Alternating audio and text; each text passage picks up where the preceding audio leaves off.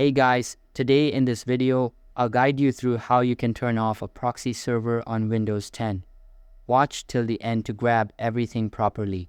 Alright, so let's begin with the video.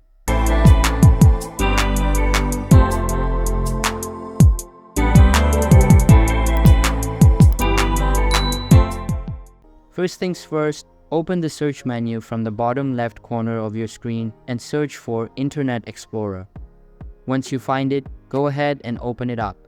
This will bring you to the Internet Explorer window. Now, look for the gear cog icon at the top right corner and click on it. This icon represents the settings menu. From the drop-down menu that appears, select Internet Options. A new dialog box will pop up, allowing you to adjust various settings. If you prefer, you can also access this dialog box by opening the Run app. Just press the Windows key and the letter R at the same time, then type Control Panel and hit Enter.